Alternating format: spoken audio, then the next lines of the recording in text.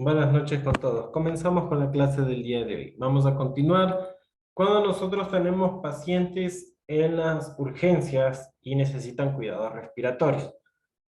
Recordemos que dependiendo de la complejidad de nuestros pacientes, siempre va a ir direccionado a nuestros cuidados de enfermería, ¿sí? Cuando hablamos del cuidado respiratorio, estamos enfocados a que hay una afectación como tal en el aparato respiratorio y en el intercambio gaseoso por ende, ¿no? Entonces, nosotros tenemos que asegurar una oxigenación adecuada. Para nosotros poder determinar que nuestros pacientes tienen alguna alteración del intercambio gaseoso, sabemos que va a haber signos vitales que van a estar alterados. Uno de los principales, o si no son los que nosotros podemos visualizar como tal durante la toma de signos vitales, es la respiración y la saturación. Dependiendo de la edad, sabemos que tienen que respirar ciertas cantidades por minutos y en su gran mayoría nosotros tenemos que saturar sobre 90. ¿Qué pasa? Perdón. ¿Qué pasa cuando está alterado algo? Primero tenemos que para poder tratar a nuestros pacientes, estabilizarlos, ¿sí? Por cualquier tipo de circunstancia que haya ingresado el paciente y haya esa alteración, nosotros sabemos que tenemos que estabilizar. Vamos a tomar los signos, según la sintomatología, vamos a estabilizar, ya sea con oxígeno, ya sea con medicamentos, de otro tipo de medicamentos, ¿sí? Etcétera. Ahora, cuando nosotros ya hemos estabilizado a nuestros pacientes, venimos con nuestro interrogatorio. ¿Qué pasa si nosotros tenemos un paciente que está saturando 85 y no tiene ningún signo de falta de aire, de ansiedad, de cianosis? Cianosis es la coloración azulada de la parte distal, ya sea una cianosis distal o una cianosis central cuando hablamos de que está localizada en la boca, ¿sí? ¿Qué pasa cuando nosotros no tenemos esa cianosis, ya sea distal o central, ni una falta de aire, ninguna alteración en la respiración, una disnea, que es la dificultad para respirar? Tenemos que averiguar qué pasa, porque nuestros pacientes a veces son pacientes de EPOC. ¿Qué son EPOC? Pacientes con enfermedades pulmonares obstructivas crónicas. Son pacientes que tienen fibrosis pulmonar, ya sea por que en algún momento tuvieron tuberculosis, en algún momento tuvieron COVID, alguna enfermedad que le produjo inflamación en el tejido respiratorio pulmonar, en donde impide un intercambio gaseoso adecuado, pero no afecta a su funcionamiento, ¿sí? ¿Por qué? Nosotros vemos que el paciente está saturando 85, 86, le vemos todo el resto normal y le preguntamos, disculpe, usted está saturando 86, ¿tiene alguna enfermedad de base? Y él le dice, sí, yo tengo EPOC por fibrosis pulmonar. Y yo normalmente en mi casa siempre saturo 86. No le ha causado ninguna afectación en toda su vida, entonces yo tengo que verificar para poder yo actuar. Siempre teniendo eso de base. Ahora, ¿qué pasa si mi paciente no tiene POT y me está desaturando? Yo tengo que irme a mis cuidados. Listo, oxigenoterapia hasta ver qué está pasando. Siempre recordamos una posición adecuada, que el paciente esté semisentado, que no esté acostado del todo, para que haya un intercambio gaseoso correcto. Oxigenoterapia de unos 3 litros, 4 litros, 3 litros, que no afecte como tal a la necesidad o requerimiento de oxígeno de nuestro paciente, ¿sí? ¿Por qué yo no puedo decir, bueno, voy y le pongo 10 litros si no pasa nada? El oxígeno es un medicamento en forma de gas. Entonces nosotros ya sabemos, estamos estudiando enfermería y sabemos que los medicamentos todos tienen efectos adversos. Y si yo le administro oxígeno de forma innecesaria, en cantidades innecesarias, también voy a dañar, voy a causar daño a mi paciente. Entonces lo ideal es, me está desaturando, voy a poner la cantidad correcta para que me sature sobre 90 y con eso voy a mantener hasta ver indicaciones y hasta ver qué es lo que necesita o no necesita mi paciente. ¿Sí?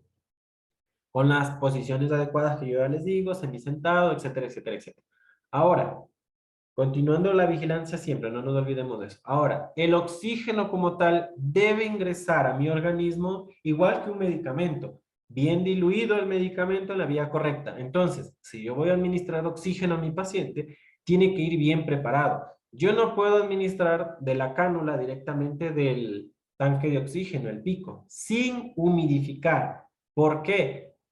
El oxígeno, como les digo, es un medicamento y tiene su proceso para administrar. Si yo no lo caliento, no lo humidifico, que es el proceso que hace el humidificador, yo voy a ingresar un medicamento seco directo y le va a quemar la vía aérea. Entonces es muy importante administrar con el humidificador. Claro, yo puedo decir que en una emergencia le conecté hasta que él recupere el oxígeno, pero yo de forma inmediata, perdón, yo de forma inmediata me consigo. Perdón, se me salió. De forma inmediata yo me consigo un humidificador, porque yo no puedo dejar que siga quemando la vía aérea a mi paciente, porque posteriormente va a ser un daño, ¿sí?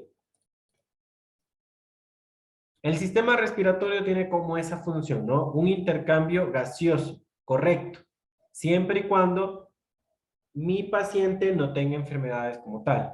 ¿Qué pasa cuando tienen enfermedades asociadas? Puede ir ese apoyo o ese sistema de soporte a mi paciente por oxígeno en cánula, oxígeno en mascarilla, oxígeno en ventilación mecánica invasiva, no invasiva. De alguna manera me va a servir, de alguna manera voy a ayudar a mi paciente con cualquier apoyo o cualquier soporte. Pero la idea es que todo ese apoyo o soporte sirva para que mi paciente de manera pronta se recupere. Ahora, cuando yo tengo pacientes con oxigenoterapia por cánula o por mascarilla, yo ya sé que es algo externo que no va a invadir a mi paciente o incluso una ventilación mecánica no invasiva, que no va a afectar a mi paciente a largo plazo porque no es directo a una vía abierta como tal, como es un paciente entubado, como el que tenemos aquí, ¿sí? Cuando nosotros no tenemos un paciente entubado como el que tenemos aquí, sabemos que de manera externa, listo, nuestro pacientito pronto puede ser destetado. ¿Qué pasa cuando tenemos pacientes ventilados o entubados como los que tenemos aquí? Es mayor riesgo de infección porque es una vía directa abierta a nuestro organismo. Son más los cuidados especiales a nuestros pacientes y estos pacientes los podemos tener en una emergencia, pero son pacientes por lo general de manejo crítico y esos pacientes de manejo crítico están en áreas críticas como terapia intensiva. A veces en una emergencia tenemos el cuarto crítico, pero es estacionario y momentáneo porque es un área transitoria donde cuando ya hay espacio se va a terapia intensiva. Ahora, cuando nosotros tenemos pacientes oroentubados como los que tenemos aquí, estos pacientitos necesitan los cuidados que yo les menciono ahora. Primero, levantar la cabeza a 40 grados. ¿Por qué nos va a ayudar esto? A que no haya riesgo de neumonías asociadas a las ventilaciones. ¿Por qué? Porque este paciente en esta posición puede regurgitar y fácilmente quedarse en la boca e irse a los pulmones. Si yo le estoy dando alimentación a este paciente y por cualquier motivo el paciente comienza a regresar contenido gástrico, se va a ir a los pulmones. El paciente produce saliva normalmente, ¿sí? No va a caer al estómago ni hacia un lado, sino hay riesgo de irse a los pulmones. Y al momento de nosotros tenerlo al paciente semi sentado en 40 grados, no va a haber regurgitación, no va a haber regreso de contenido alimenticio. Y la saliva, en la mayoría de casos, se produce y tal y como se produce, se va regresando hacia el estómago. No se acumula y al momento de acumularse se puede ir al pulmón. Entonces, la posición nos va a ayudar mucho a evitar que haya este tipo de neumonías asociadas a las ventilaciones, ¿sí?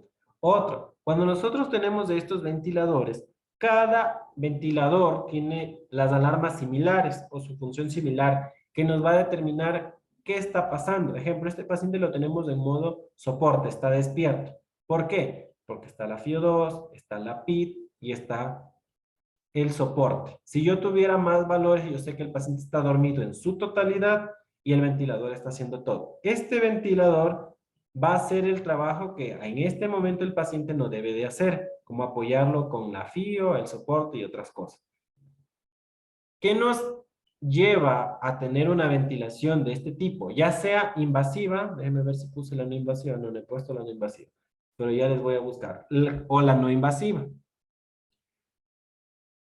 Puede que el paciente esté reteniendo CO2, puede que el paciente tenga algún daño neurológico y no permita el funcionar correctamente. Entonces, el ventilador va a hacer el trabajo de los pulmones del paciente. Entonces, voy a tratar de que ese paciente descanse la parte pulmonar y el ventilador haga todo. ¿Para qué? Para mejorar su oxigenación. ¿Pero a qué nos lleva esto? Cuando el paciente está con un daño neurológico, cuando el paciente se va a una cirugía y hay que dormirlo en su totalidad, cuando el paciente está con la dificultad respiratoria por cualquier enfermedad que cause una insuficiencia respiratoria, como la que ahorita último todos nos volvimos expertos en el COVID.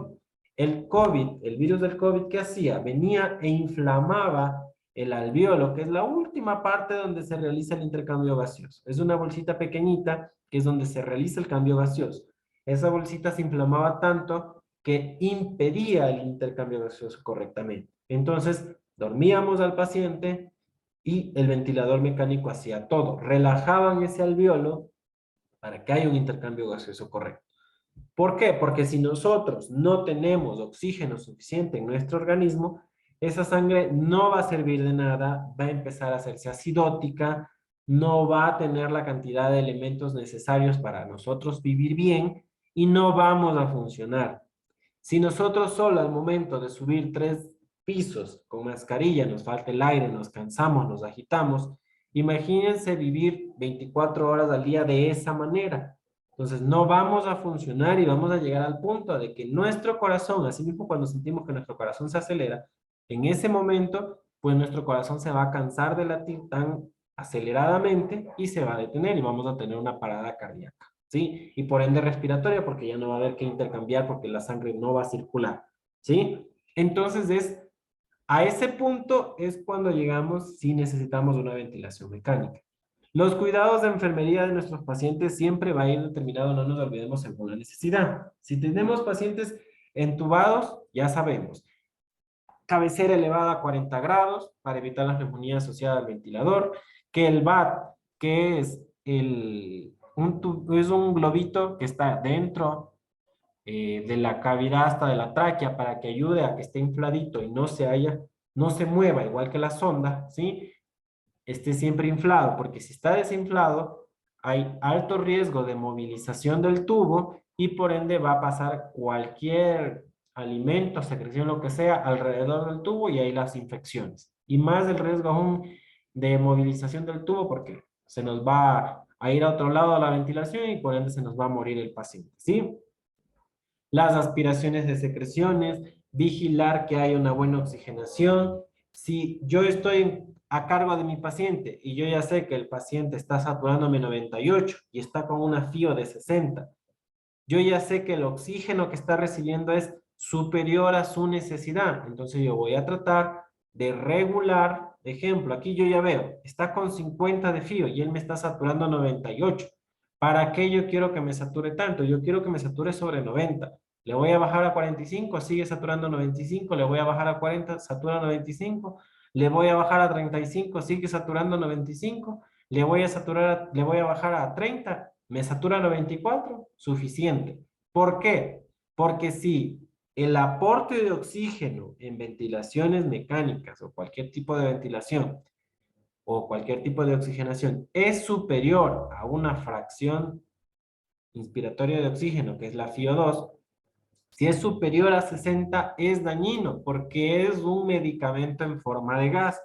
Entonces yo tengo que tratar de que ese aporte de FiO sea menor a 60 siempre para que no haya daño. Y la idea siempre es tratar de destetar pronto los soportes para que mi pacientito se vaya pronto a la casa o a un piso eh, más tranquilo, se podría decir, sin menos tanto aporte como tal o tanto soporte para que el paciente se vaya pronto a su casa o se estabilice pronto como tal. ¿Sí?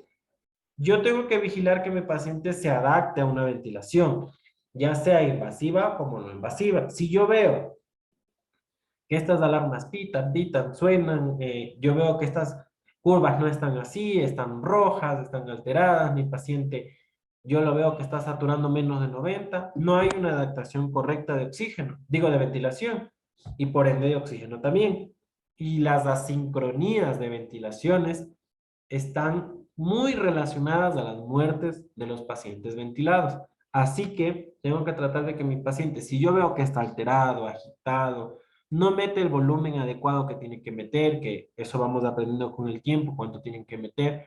Yo veo que está lleno de secreciones y nadie lo aspira, tengo que actuar para que mi paciente se acople a una ventilación. Y si no se acopla, el médico tiene que actuar también de alguna manera para que se adhiera a esa ventilación y pronto se trate de destetar en el caso de ser necesario, para que no haya complicaciones posteriores, ¿sí? Esta es una imagen como tal igual de la ventilación, igual que el paciente que tenemos ahí, ¿no? Ventilador mecánico, todos los componentes, lo que está ingresado, el soporte como tal. Cada ventilador es diferente. Hay ventiladores que son más sencillos, que ahora solo viene en la pantalla y algo pequeñito que controla todo aquí. Todo va a depender del lugar donde se encuentren trabajando también, ¿sí?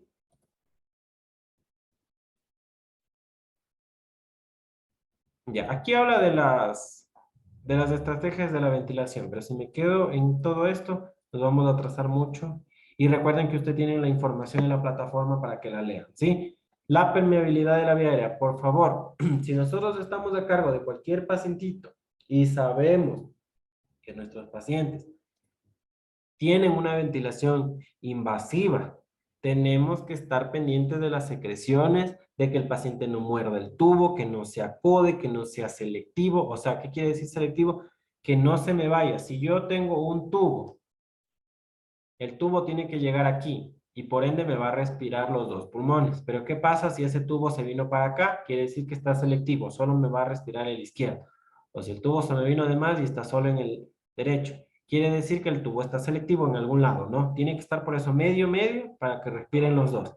Si está selectivo, no me va a dar una respiración adecuada. Entonces yo tengo que ver que esté bien permeable ese tubo, que esté respirando correctamente, que no haya un taponamiento, ya sea por secreciones o por lo que sea, porque si no, no voy a hacer que la ventilación sea objetiva, no me va a servir de nada, porque no se está cumpliendo la expectativa correcta, no va a meter el volumen adecuado y por ende no me va a respirar adecuadamente y no me va a servir, me va más bien a afectar, porque recordemos que si tenemos un paciente con una ventilación invasiva, es una puerta de entrada a infecciones. Estoy abriendo una puerta a decirle a las bacterias, microorganismos, o sea, vengan, vengan, infecten, porque estoy tal vez haciéndole, queriéndole hacer un bien, pero como no estoy haciendo el proceso correcto, voy a infectar. Todo proceso, incluso de una ventilación mecánica invasiva, para aspirar secreciones, para el lavado de bocas, tiene que ser lo más limpio posible. Si yo tengo circuito cerrado, puedo manejar con guantes de manejo, pero si yo tengo circuito donde tengo que abrir el tubo endotraqueal para aspirar, meter la sonda, todo es de estéreo, ¿sí? Lavado de boca con aspiraciones continuas para que no haya retorno a la vía aérea. No me puede bajar ni un poquito de secreción, ni un poquito de agua, ni un poquito de líquido, de listerina, de lo que sea, de lo que yo estoy lavando, porque va a haber riesgo de infecciones asociadas a la ventilación, ¿sí? Cuando yo tengo pacientes con traqueotomía, que ya no es el tubo desde la boca hacia la tráquea, sino una tráquea directamente, que lo que hace es perforar aquí de manera superficial, ¿sí? Desde la piel llega hasta acá. Igual la traqueotomía es una puerta de entrada de infecciones, así que mucho ojo, es el mismo proceso como obtener un tubo, todo estéril, todo limpio. Si yo veo algún signo de alarma, algún signo de infección, como secreciones inadecuadas, que el peritráqueo, o sea, alrededor del tráqueo donde se encuentra, está rojo, hay una ligera secreción de algo abundante, lo que sea, o sangrado, tengo que avisar pronto porque a veces se tiene que cerrar, cauterizar, o si hay infección, yo tengo que, el médico de alguna manera tiene que ser avisado para que él tome las medidas, ya sea para cambiar de antibiótico, rotar, o los cuidados sean más específicos, porque tal vez nosotros, el familiar o alguien que esté en el directo contacto con el paciente me lo está infectando Y como es una vía aérea directa y abierta, la infección va a ser más fuerte y va a ser más fácil, porque está directamente entrando, ¿sí? Nos vamos a ir a los pacientes que están en emergencia por un proceso gastrointestinal. A veces subvaloramos o menospreciamos una afectación gastrointestinal. Viene un paciente con un dolor abdominal y creemos que es solo una gastroenteritis por algo que comió. O es alguna infección por parásitos, etcétera.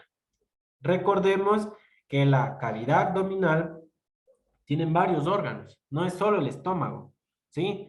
No es solo, ya vino, le dolió el estómago, es por parásitos o es por alguna infección de algún alimento.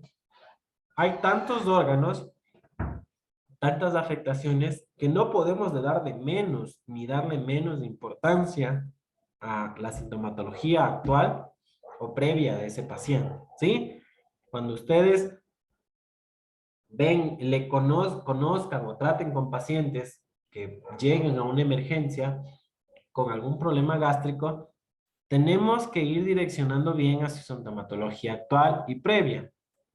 A veces la sintomatología avanza, ¿sí? Tenemos un ejemplo y es uno de los más comunes. Vamos a hablar de dos. El más común que llega a la emergencia y es subvalorado es la apendicitis. ¿Qué pasa? Dice el paciente, es que estoy con diarrea, estoy con vómito, me duele el estómago. Y dice, ay, me duele aquí. Ya, el médico dice, le duele el epigastrio, listo. Tratamiento para gastroenteritis se va. Luego el paciente viene y dice, ¿sabe qué? Es que ya me duele acá más abajo y ahora me duele acá, me duele el hipocondrio derecho, luego me duele el epigastrio, luego me bajó el flanco vacío derecho. Va bajando o va evolucionando y se centraliza y se especifica en un lugar y es donde está el apéndice, ¿sí? ¿Por qué pasa esto? Nosotros aquí tenemos el plexo solar. El plexo solar es como una masa donde hay un nervio grande y de ahí se van irradiando más nervios. Y es por eso es muy común que el dolor comience aquí y luego se irradia a una zona específica, ¿sí? Porque el nervio como inicia aquí y luego va directamente a donde le duele. Entonces van así y llega a su lugar específico. Otro de los dolores o de las sintomatologías que son subvaloradas es los cálculos biliares. A veces comienza aquí, como yo les digo, igual, dice, no es que me duele aquí y estoy con náuseas, he hecho diarrea, no, ya listo, le ha de haber hecho daño a alguna comida. Regresa al día siguiente o posterior, porque esto en realidad es más crónico que agudo, a diferencia del apéndice, que sale de manera inmediata. Es más crónico lo del hígado porque se comienza de a poco. Llega y dice, ¿sabe qué? Es que me duele el estómago, se irradia aquí y se irradia la parte posterior del abdomen, o sea, nuestra espalda. Ya es característico de cálculos biliares, ¿sí? Entonces, nosotros no podemos subvalorar a la sintomatología de nuestros pacientes, porque como les digo, ejemplo, inicia aquí, pero se irradia a su lugar. Digamos que inicia aquí y luego el paciente se le irradia al lado izquierdo y aquí tenemos el páncreas. Un paciente con pancreatitis puede morir si no es tratado de manera inmediata, igual que una apendicitis, porque se le puede reventar, se le hace una peritonitis y hasta luego.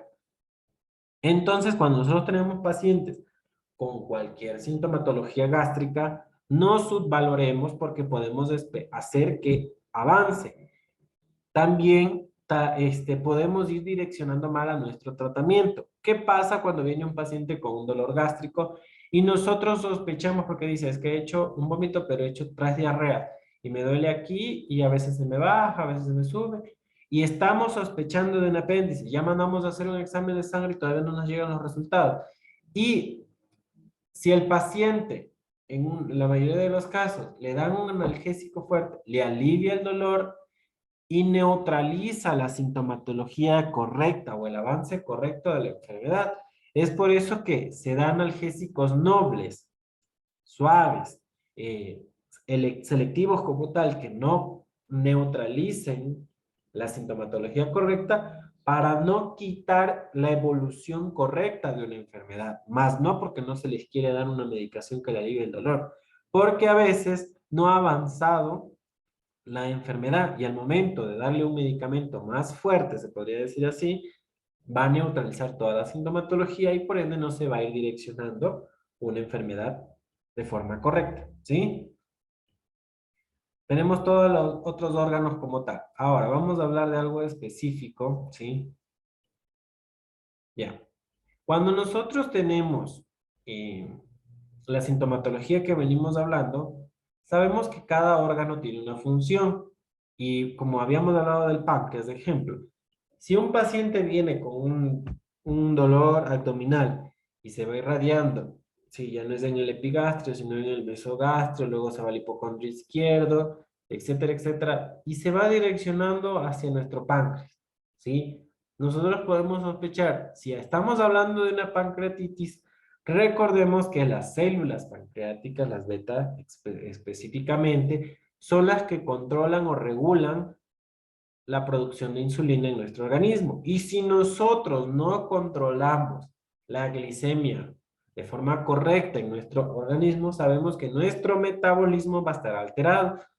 Podemos hacer que ese paciente que llegó con una glicemia de 80, luego ese páncreas comenzó a eliminar demasiada insulina o dejó de producir insulina, luego le vamos a controlar una glicemia en 20, ese cerebro se le va a tostar, como dicen vulgarmente. ¿Por qué? Porque ya no va a tener la azúcar correcta en nuestra sangre para producir una sinapsis, una función correcta de nuestro cerebro. O produjo nada de insulina y cuando vayamos a controlar una glucosa en 400, 500, no está metabolizando nuestra azúcar, nuestra insulina no está funcionando correctamente, puede hacer tan espesa la sangre con cantidad de azúcar en nuestro organismo que puede llegar a tapar un vaso y puede llegar a un accidente cerebrovascular. Entonces, otra vez nos vamos a lo que decimos en el inicio. No podemos subvalorar todo lo que viene nuestro paciente y si estamos direccionándonos a que un paciente tiene alguna enfermedad o algún problema gástrico, sabemos que de donde esté el órgano se nos va a afectar algo más. Ejemplo, viene un paciente con un dolor característico en el mesogastrio derecho, digo en el hipocondrio derecho, está con un dolor característico fuerte, diarrea, diarrea, diarrea, apéndice como tal. Nosotros tenemos un paciente que está en el epigastrio, pero se está irradiando levemente a su derecha, comienza con vómito, no tolera nada, una hepatitis. Y si sabemos que en la hepatitis, el hígado, perdón, nos ayuda a metabolizar, a degradar los alimentos, sabemos que cualquier cosa que le vayamos a dar no lo va a metabolizar ni a degradar. En NPO. No puede nada vía oral, no puede alimentarse, nada. ¿Por qué? Porque no le puedo administrar ya que no va a degradar nada hasta que ese hígado se restablezca sus funciones adecuadas, porque si no, vamos a seguir dando y lo que vamos a hacer es causar a veces deshidratación, a seguir y seguir vomitando, etcétera, etcétera. ¿Sí? Habíamos hablado de la parte de la inspección, de la auscultación, ¿sí? La percusión, ¿sí? Y nuestra valoración como tal de nuestros pacientes eh, cuando nosotros vamos a hacer maniobras de cualquier tipo en la emergencia. Hacemos nuestros 4 pasos de la emergencia como tal de la valoración, ¿sí? Vamos a ver a través de nuestros ojitos todo lo que nosotros vamos visualizando cualquier cicatriz, cualquier anomalía, si vamos a palpar cualquier masa, si vamos a percutir cualquier al momento del dolor o si vamos a escuchar cualquier ruido específico que sea anormal. Si estamos hablando de la parte abdominal, ejemplo, viene el paciente y dice, es que he hecho 15 diarreas, a veces exageran. Vamos, escuchamos los ruidos hidroaéreos y están súper bien. Esa es nuestra valoración, ¿para qué? Para corroborar de que nuestro paciente no nos está mintiendo. Porque si dice que hizo 15 de red, quiere decir que esos ruidos hidroaéreos no van a sonar normalmente, van a sonar súper alterados, van a sonar gases, todo. Al momento de palpar, como los ruidos hidroaéreos están alterados, el peritaltismo está aumentado, si yo palpo, va a ser doloroso la palpación. Yo corroboro lo que el paciente me está contando con lo que yo estoy palpando, ¿sí? Digamos que el dolor, el paciente diga, es que me duele al orinar. Yo voy a hacer la percusión de golpear, ¿no? Mis deditos sobre los otros dedos justo en el lugar de donde dice que le duele. Ejemplo, al dolor al orinar, me dice, me duelen los riñones, voy y percuto, y hay un dolor muy fuerte al momento de yo realizar la percusión, ah, ya listo, voy a corroborar que tal vez ese paciente está con litiasis, o sea, cálculos renales, o está con una pielonefritis, una infección que ya llegó a los riñones, etcétera, etcétera. Algo también, ejemplo, cuando yo estoy inspeccionando y el paciente me está contando toda la historia, le pregunté si tiene alguna enfermedad, ha tenido una cirugía, me dice, no, no, no, no, nada. Y yo veo al momento de este, observar, inspeccionar el abdomen, veo una cicatriz característica de un apéndice y uno le pregunta, ¿y de qué es? Ah, es que me sacaron el apéndice. Entonces ya mi diagnóstico ya no se va a ir a una apendicitis, si no se puede ir direccionando a una gastroenteritis, un ejemplo, porque es muy común y es muy similar eso, ¿sí?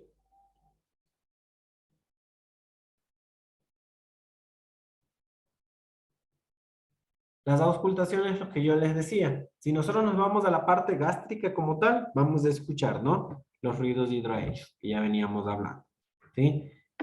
Y literalmente así como nosotros vemos en las películas, en los dibujos, en todo, el estómago tiene su sonido característico y son ruidos de aires suaves que van moviéndose porque los intestinos tienen un movimiento común, ¿sí? Que es el movimiento de peristaltismo. Van moviéndose comúnmente para bajar. Todas las exposiciones, las de estas van saliendo. Pero ¿qué pasa cuando están aumentados? Ya no suenan normalmente, sino que o suenan muy rápido o dejan de sonar. Si yo dejo de escuchar los sonidos o los ruidos hidroaéreos, quiere decir que hay una parálisis intestinal tal vez. Y si hay una parálisis intestinal, es un alto riesgo de que pueda haber un colapso como tal intestinal o una ruptura. Así que hay que tener muy en cuenta con eso que yo dejé de escuchar o estoy escuchando, ¿sí? Y todo puede estar asociado a una infección, una parasitosis, etcétera, etcétera. La percusión de lo que yo les digo, ¿sí? La primera manito superior a la otra. Para yo poder, al momento de que yo percuto, yo evalúo dónde se encuentra el dolor o qué sonido hace, lo que les había dicho. Si yo escucho mate, un sonido agudo como tal, quiere decir que hay masas. Si yo escucho un sonido, perdón, era grave el mate. Si yo escucho un sonido agudo, es el timpanismo, ¿sí? Cuando hay mate, es cuando hay algo sólido, ¿sí? Y es un sonido grave como tal. Pero si yo escucho un sonido agudo, quiere decir que hay un timpanismo, hay aire a veces, ¿sí? Y lo realizo de la siguiente manera, como vemos aquí. Una mano y viene la otra. Siempre nuestra mano derecha sobre la izquierda para realizar los golpecitos, ¿sí? Y no son directos, siempre es manteniéndolo como alzadito, así como vemos, ¿sí? Y la palpación, como yo les decía hace un momento, con eso nosotros vamos evidenciando si hay dolor, si hay masa, si hay rigidez. Ejemplo, si nosotros vamos al abdomen y el abdomen tiene que ser suave normalmente para poder sentir, ¿sí? Nuestros órganos. Pero ¿qué pasa si está algo rígido? O hay demasiado dolor al palpar, puede que haya una hemorragia y una masa o algo interno, y peor aún si está algo muy duro, algo sólido. Si yo encuentro demasiado duro, quiere decir que una hemorragia masiva, que no tiene que ser atendida de manera inmediata, porque lo que puede hacer es causar un abdomen inestable y literalmente morir pronto. ¿Cuáles son los métodos diagnósticos? Ya habíamos venido hablando en las primeras clases, de imagen y laboratorio, ¿sí? El que tengamos en ese momento, eco, rayos X también hay de abdomen, resonancias o tomografías, ¿sí? Las endoscopías para yo evidenciar, porque a veces de manera externa o en un laboratorio no se ve nada, pero el paciente dice, no, es que me arde el estómago, me arde, listo, yo tengo que ver de forma interna. Y a veces encuentro las lesiones gástricas, como nosotros sabemos, las úlceras o las llagas que les decimos. Y cuando no son tratadas correctamente, de estas lesiones, llagas, de estas úlceras, pueden llegar a derivar a un cáncer. Así que muy en cuenta con la sintomatología. No es solo tómate omeprazol, hazte raspado de la cáscara de papa, no sé qué es que se hace, y ya te va a aliviar. Tener muy en cuenta de que eso puede conllevar a que solo me está calmando la sintomatología, pero no me está curando la enfermedad. Y si yo no curo la enfermedad, pues por ende voy a tener más complicaciones posteriores. Muy en cuenta con eso. no acostumbremos a las personas o nosotros mismos solo a tomar para calmar la sintomatología, sino también para tratar, ¿sí? La idea es visitar al médico y tratar la enfermedad como tal, para buscar el origen de qué está pasando, ¿sí? Vamos ahora a la valoración endocrinológica. Cuando nosotros tenemos un paciente endocrinos, cuando tenemos pacientes con una falla hormonal de eliminación como tal de nuestro organismo, es muy fácil a veces diagnosticarlas, o sea, solo un diagnóstico presuntivo como tal, ¿no? Si a nosotros nos viene un paciente a una emergencia, uno de los más sencillos de diagnosticar con exámenes facilitos que nosotros hacemos es la glicemia. El páncreas es una glándula como tal endocrina, nos ayuda a eliminar cierta hormona, que es la insulina, y la insulina nos ayuda a regular la sangre de nuestro organismo. Cuando nosotros tenemos pacientes que tenemos alterados la glicemia, la glucosa, en cualquier valor, ya sea alto o bajo, sabemos que en ese momento, como una emergencia, tenemos que regular y tratar, ¿sí? Pero ¿tratamos la emergencia como tal o la regulamos como su nombre lo dice? Pero posterior a eso siempre tenemos que ver los controles con el especialista. ¿Qué pasa cuando nosotros tenemos alterados y no son tratados? ¿Sí? Vamos a dar ejemplos de más adelante. Aquí, cada una de las hormonas tiene una función en nuestro organismo, ¿sí? Y si no están reguladas o no están controladas en su nivel correcto, vamos a hacer que nos produzcan un fallo, ya sea local o colateral. ¿Por qué? Porque si estamos hablando, ejemplo, hace un momento de la glicemia, cuando nosotros no controlamos bien una glicemia o la controlamos mal, ejemplo, eh, viene un paciente que se administró, ya no tenía que administrarse 10 unidades de insulina, pero le cargaron mal y le cargaron 20. Duplicó la dosis e hizo que la glucosa en su sangre baje de golpe. Entonces le hacemos un control de glicemia y está en 30. Nosotros sabemos que para funcionar correctamente, para que nuestro organismo funcione, necesita metabolismos del azúcar, de los carbohidratos, necesita energía de ahí. Pero si no tenemos esa energía, no tenemos de dónde sacar para funcionar, van a cesar nuestras funciones correctamente. Ustedes mismo ejemplo han visto, tenemos un evento de las escuelas, colegios, lo que sea, a las 7 de la mañana. El que no desayuna por ahí se desmaya. ¿Por qué pasa eso? Porque el organismo es tan inteligente que hace que el cerebro inactive ciertas funciones, como estar despierto, para regular su actividad central. El cerebro que siga mandando actividad a sus pulmones y a su corazón, porque necesita que eso siga funcionando. Pero si yo llego al punto de neutralizar mi azúcar o mi glucosa correcta, como el paciente que les dijo que se llegó y se inyectó en vez de 10, 20 de insulina, va a llegar al punto de que el cerebro va a dejar de funcionar correctamente y va a dejar de enviar impulsos nerviosos o actividad eléctrica a su corazón o a su cerebro y por ende, perdón, o a su pulmón y por ende va a haber incluso una parada cardíaco-respiratoria. Por eso es que cuando se desmaya lo primero que le dicen que es, dale un poquito de azúcar, para una agüita de azúcar, un caramelo, para que reactive esa energía que necesita y que tal vez no la tenía. Entonces es por eso que cuando tenemos pacientes de alguna emergencia metabólica y que alguna hormona, y en esta parte específicamente hablando de la glucosa, esté alterado, pasa esto. Entonces no es que solo llega y listo, ya le tomé glucosa y yo ya sé que el valor es de 70 a 120 la normal y está en 50 y no dije, no hice nada, ahí dejé, registré o no registré ni me acordé. Y posterior el paciente si estaba medio despierto, luego ya lo encontré inconsciente. Paciente se le puede llegar a tener un accidente cerebrovascular o una hipoxia cerebral porque no le está llegando la circulación adecuada. Ya no tenemos ese azúcar para que el organismo funcione correctamente, ¿sí? ¿Qué pasa ahora? Nos vamos al otro lado, cuando tenemos esos pacientes que llegan con una glicemia de 500, que sí hemos tenido, ¿sí?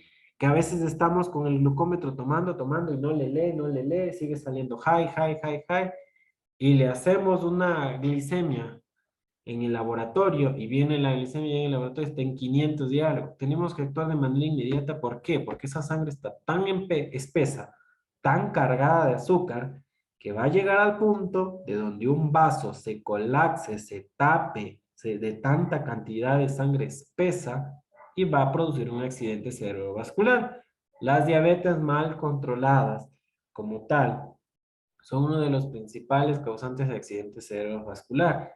Los pacientes que no se cuidan correctamente, no toman su medicamento, la dieta es inadecuada, no realizan algún tipo de ejercicio, no de ir al gimnasio, no de caminatas, de algún tipo de ejercicio de actividad como tal, que no sean solo sedentarios, pueden llegar al punto de que su sangre no circule de forma correcta, se haga espesa, no metabolicen bien sus azúcar y tapen algún vaso sanguíneo y accidentes cerebrovasculares. Y nuevamente les digo, las diabetes maltratadas, los pacientes que no se cuidan correctamente dentro de todo el contexto que hablamos, son los primeros causantes de accidentes cerebrovasculares. Están muy relacionados a eso. Todo lo que les vengo hablando es porque cuando tenemos emergencias de cualquier tipo de origen endocrino, nos va a causar un daño. Y como vemos aquí, ejemplo, cada hormona va a determinar una función específica en nuestro organismo. Cuando nosotros tenemos la, un paciente con hipertiroidismo o hipotiroidismo que no estén regulados, no se estén tratando, va a causar un daño a nuestros pacientes. Ejemplo, cuando nosotros tenemos pacientes con hipertiroidismo, por más que se alimenten, por más que tengan una dieta alta en carbohidratos, lo que sea, siempre van a ser delgados, pero va a llegar al punto donde su metabolismo va a ser tan alto que va a causar un daño, ¿sí?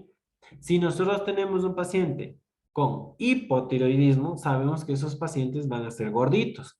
¿Por qué? Porque las tiroides aumentan su metabolismo, las hormonas tiroides, perdón, aumentan su metabolismo. Pero si tenemos pacientes con hipotiroidismo, su metabolismo va a ser muy lento. El paciente o la paciente no toma su medicamento adecuadamente y por ende va a conllevar a un aumento de peso, a un problema de circulación, a un problema de presión. ¿Por qué? Porque si tenemos pacientes con sobrepeso, ya estamos agregándole un problema extra que es el problema de circulación, porque su organismo no va a regular la circulación de forma adecuada, ya que no es el peso, no es la talla de forma adecuada para ese organismo. Tenemos todos los tipos de hormonas, como yo les decía, y no es eh, de quitarle importancia a estas hormonas o a estos problemas o a estas emergencias porque va a poder causar un daño. Cuando nosotros tenemos ejemplos, hormonas que vemos que a una persona va creciendo de manera inadecuada. La hormona del crecimiento está regulada por la hipófisis. Cuando tenemos pacientes que están creciendo de forma inadecuada, que están creciendo súper exageradamente, pueden tener incluso un tumor de hipófisis, que por eso no regula, no está limitando de forma adecuada, de la misma manera que el páncreas. Algo está alterando en el páncreas, acá algo está alterando en el hipófisis. Ese órgano que está específicamente en la parte posterior inferior, ¿sí? De nuestro cráneo, algo está fallando y por eso te elimina hormona y por eso la persona está crece. Y va a llegar a un punto donde la persona va a ser afectada y va a poder incluso hasta fallecer. ¿Por qué? Porque le sigue mandando hormonas como tal. Y su crecimiento va a ser exagerado. Tenemos otro tipo de hormonas que, ejemplo, la adrenalina que aumenta nuestro ritmo cardíaco, la norepinefrina, son perdón, son hormonas que tenemos en nuestro organismo, pero si están alteradas van a seguir causando daño. La norepinefrina está aumento de la presión arterial y el gasto como tal cardíaco. Puede afectar al gasto cardíaco directamente. La insulina que veníamos hablando hace un momento, productora en el páncreas. Si nosotros tenemos el páncreas afectado, vamos a saber que nuestra insulina va a estar afectada también. Si tenemos una falla Ejemplo, los pacientes de que realizan diálisis, los pacientes nefróticos, los pacientes renales que se realizan diálisis o alguna falla renal, siempre tienen riesgo, o la mayoría, si no es el 95%, de hipertensión. Entonces ellos tienen que controlar muchísimo el consumo de sal, muchísimo el control. Viene el paciente a la emergencia hoy y el paciente sabemos que se hace diálisis porque le dice o le vemos la fístula. Le decimos, se vino tomando la medicación de la presión o lo que sea, y dice, no, le tomamos la presión 200/100. Sabemos que su función renal, su función hormonal es la que está alterada y por eso le mantiene así. En ese momento tenemos que tratar su dolencia porque una presión alta lo que va a conllevar, o sea, aumento de presión alta o ese aumento del latido cardíaco es de hemorragias en alguna parte. E igual, lo más común, accidentes cerebrovasculares porque el corazón va a seguir latiendo de manera fuerte, va a seguir enviando sangre en cantidades exageradas con fuerzas grandes, en algún momento va a colapsar un vasito, ¿sí?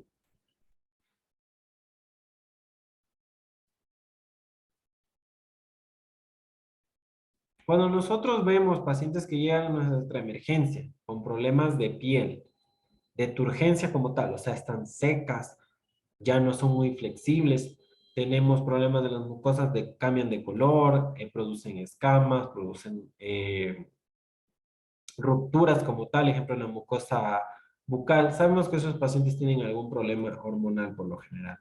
Si hay presencia de edemas, el paciente está acumulando líquido. Por cualquier tipo de situación, ya sea una enfermedad de base o está acumulando líquido, ejemplo, pacientes renales que tienen que hacerse diálisis y no se han hecho, o están acumulando líquido porque tienen una dieta inadecuada y el sodio está altísimo.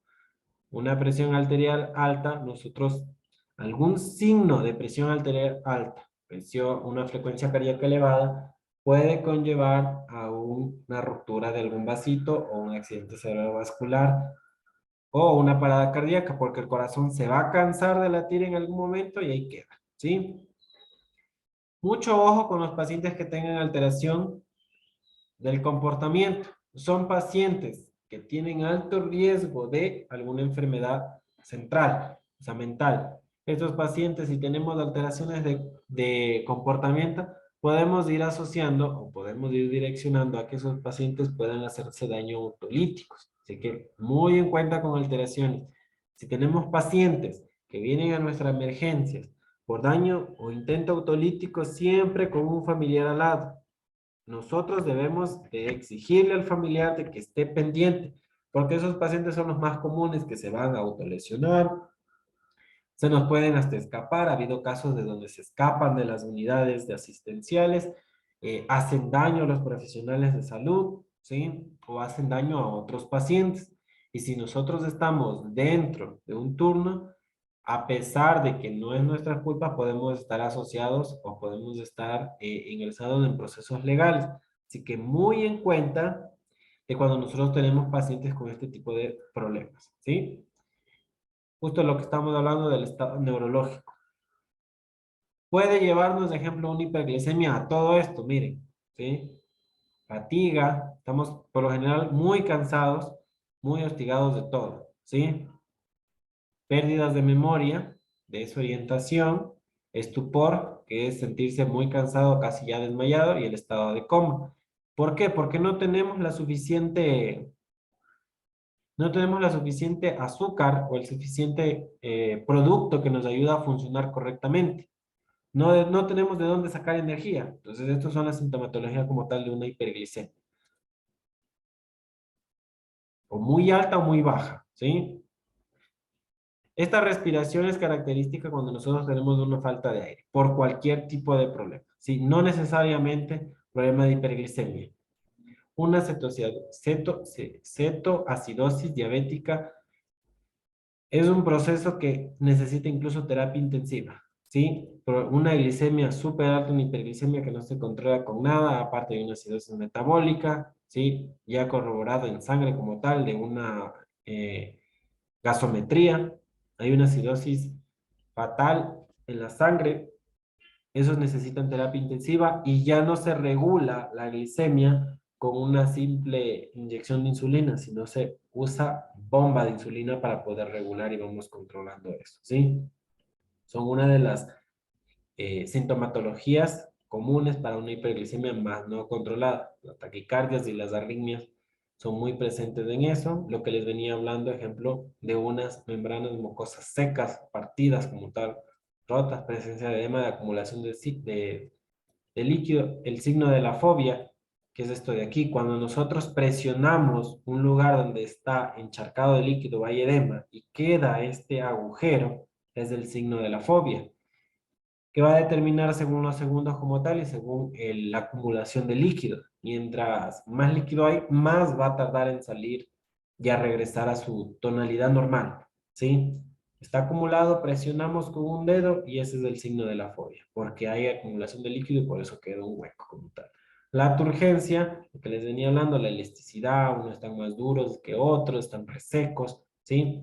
Si hay una hiperglicemia, lo más común es que haya abundante sed, nos da bastante sed. Uno de los signos característicos de los pacientes que tengan problemas en el azúcar es aumenta el deseo de orinar, pero las idas al baño son mayores, pero la cantidad de orina es menor, que se llama poliacuria. A diferencia de la poliuria, que yo orino bastante, ¿sí? Diferentemente de las cantidades, el deseo de orinar aumenta, como les digo nuevamente, de la poliacuria, pero es en cantidades pequeñas. Yo orino 7 veces en la mañana, pero en cantidades pequeñas. En cambio, la poliuria, yo orino 2 veces, pero en cantidades grandes. Los dos pacientes que tienen poliacuria van bastantes veces al baño durante el día, pero en pequeñas cantidades. Se les hace dificultad de ir a orinar, se les hace dificultoso por el mismo espesor de la orina como tal, ¿sí? ¿Cuál es su método de diagnóstico? Laboratorio. Siempre, para nosotros diagnosticar a un paciente con diabetes, necesitamos la hemoglobina glicosilada. Una diabetes no se diagnostica solo con una glicemia capilar. O sea, yo le puedo encontrar de 500. Puede estar inducido por cualquier daño pancreático, por cualquier solución intravenosa que se le administró o lo que sea. Pero para poder yo diagnosticar una diabetes necesito la hemoglobina glicosilada, que es un examen específico para yo determinar que ese paciente sí tiene o no tiene diabetes, ¿sí? Y ahí sí le va diagnosticando según el rango que yo encuentre, el nivel que yo encuentre, ahí se va direccionando mi tratamiento y mi diagnóstico incluso, ¿sí? Listo, jóvenes, esto es todo por la clase del día de hoy. ¿Tienen alguna pregunta, alguna duda? Irán haciendo las tareas, por favor. Ya está la tarea número 1 en la plataforma. No se olvidarán que la tarea se califica todo. Ustedes ya saben. Carátula, presentación, tipo de texto, color. Por favor, si van a ver algo de internet, copien bien, hagan bien sus tareas, lean antes de copiar y pegar nada más, ¿sí? ¿Tienen alguna duda?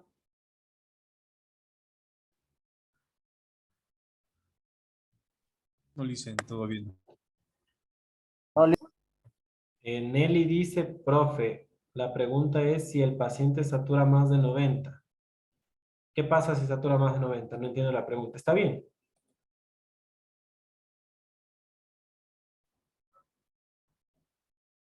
A ver, verán. La saturación no se mide por minuto.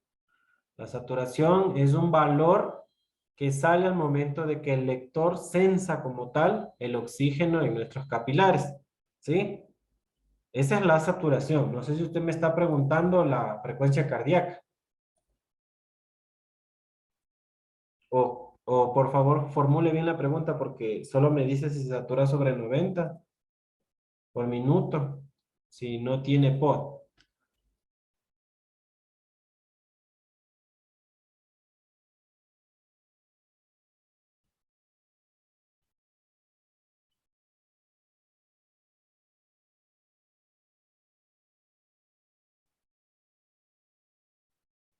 Pero igual no se olviden que tienen mi contacto, cualquier duda que tengan sobre las clases, ¿sí? Sobre las tareas igual. Ya les debe subir la otra tarea, como tienen hasta el 2 de agosto, creo que era la primera tarea, apenas ya en este fin de semana ya les subo la otra tarea y siguiente a eso, cuando ya tienen para la otra, ya les subo, ¿sí? Y si no, ya este fin de semana les subo las dos que faltan. Leerán, por favor, la información que tienen en la plataforma. Eh, Cualquier duda que tengan me comunican, no se queden solo con la información que se brinde aquí, ¿sí? Eso es todo, una buena noche y que pasen muy bien, jóvenes.